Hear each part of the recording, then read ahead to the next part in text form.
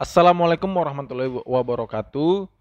Pada hari ini kita akan mempelajari tentang hukum pajak.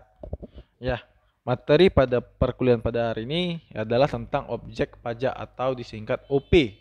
Nah, OP ini adalah keadaan-keadaan ataupun peristiwa-peristiwa ataupun perbuatan-perbuatan yang selayaknya dapat dikenakan pajak. Nah, keadaan contohnya kekayaan seseorang pada suatu saat tertentu memiliki kendaraan bermotor, radio, televisi, memiliki tanah atau barang tak bergerak menempati rumah tertentu. Itu contoh misalnya keadaan. Kalau misalnya dia dikatakan perbuatan, itu contohnya adalah melakukan penyerahan barang karena pinjam meminjam, mendirikan rumah ataupun gedung, mengadakan pertunjukan, tontonan, hiburan, memperoleh penghasilan, bepergian ke luar negeri. Itu contoh karena adanya suatu perbuatan. Nah, jikalau misalnya dia dimasukkan dalam hal ini peristiwa, itu contohnya adalah kematian, keuntungan tak terduga, artinya itu dia adanya suatu peristiwa hukum yang terjadi.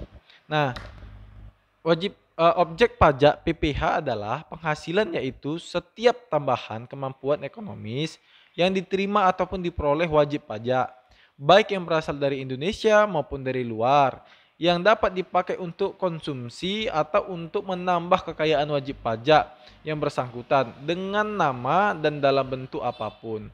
Termasuk yang pertama itu adalah penggantian ataupun imbalan berkenaan dengan pekerjaan atau jasa yang diterima atau diperoleh, termasuk gaji, upah, tunjangan, honorarium, komisi, bonus, gratifikasi, uang pensiun, imbalan dalam bentuk lainnya, kecuali ditentukan lain dalam undang-undang.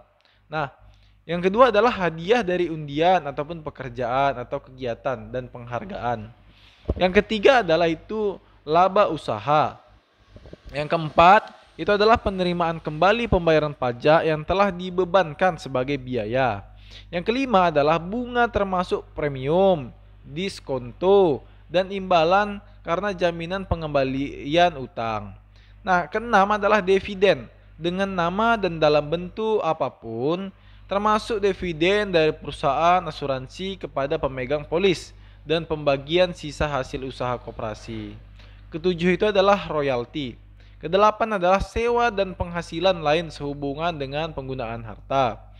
Kesembilan adalah penerimaan atau perolehan pembayaran berkala. Kesepuluh adalah keuntungan dari pembebasan utang kecuali sampai dengan jumlah tertentu yang ditetapkan dengan peraturan pemerintah. Baru ke-11 adalah keuntungan karena selisih kurs mata uang asing. Ini biasanya kalau misalnya saudara ada melakukan pembelian saham ataupun penjualan saham begitu dengan kurs mata uang, ataupun yang memiliki usaha money changer.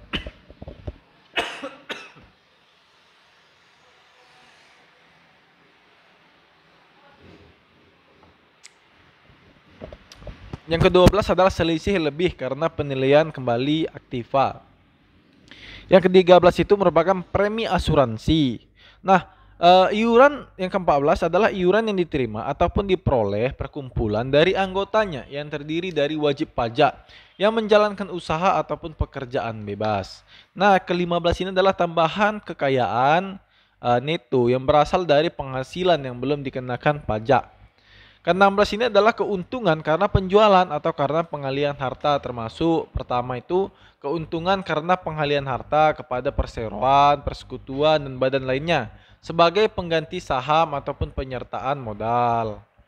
Nah, yang kedua itu adalah keuntungan yang diperoleh perseroan, persekutuan, dan badan lainnya karena pengalihan harta kepada pemegang saham, sekutu ataupun anggota. Yang ketiga itu adalah keuntungan karena likuidasi atau penggabungan, peleburan, pemekaran, pemecahan, ataupun pengambil alihan usaha. Nah, yang keempat adalah keuntungan karena pengalihan harta berupa hibah, bantuan ataupun sumbangan, kecuali yang diberikan kepada keluarga sedarah dalam garis keturunan lurus 1 derajat, dan badan keagamaan ataupun badan pendidikan atau badan sosial ataupun pengusaha kecil termasuk koperasi yang ditetapkan oleh Menteri Keuangan sepanjang tidak ada hubungan dengan usaha, pekerjaan kepemilikan ataupun penguasaan antara pihak-pihak yang bersangkutan. Nah, objek pajak PPh yang lain yaitu atas penghasilan berupa bunga deposito dan tabungan-tabungan lainnya. Nah, ini bagi saudara yang mempunyai tabungan deposito, artinya kan memang melipat gandakan ada uang kan seperti itu kan, berapa persen dia per tahun begitu untuk didepositokan uang kita ke suatu bank.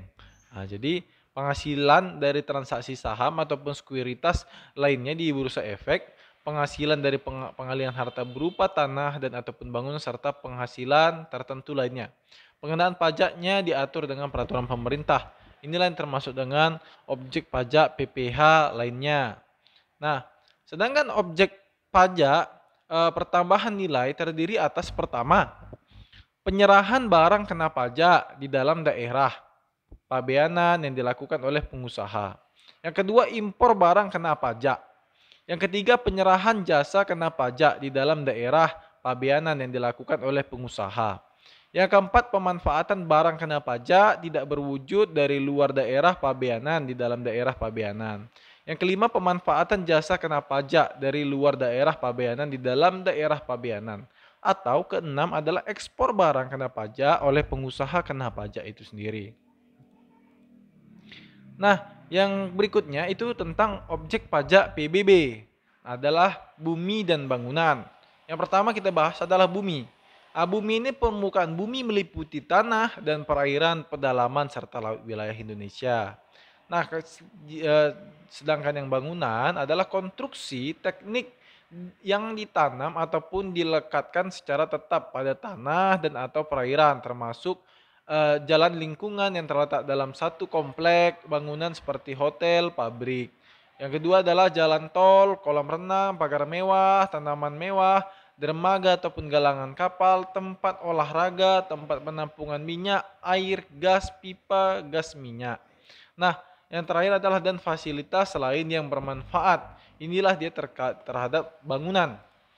Nah, sedangkan yang objek pajak BPHTB adalah perolehan hak atas tanah dan bangunan, perolehan hak dengan cara pemindahan hak ataupun pemberian hak baru. Ini dia dikenakan pajak BPHTB.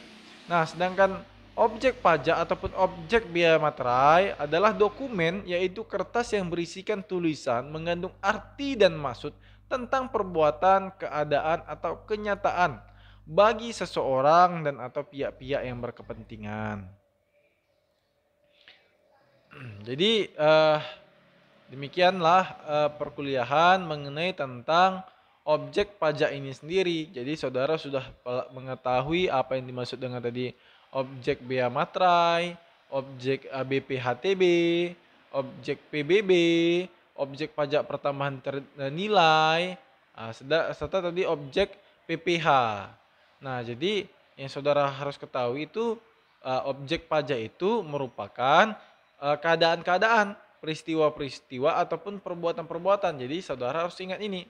Nah, sedangkan tadi yang saya jelaskan, keadaan itu merupakan kekayaan seseorang pada suatu saat tertentu, memiliki kendaraan bermotor misalnya. Jadi saudara ketika kendaraan bermotor ataupun roda 4, karena kan ke suatu keadaan itu saudara mempunyai harta, kan begitu.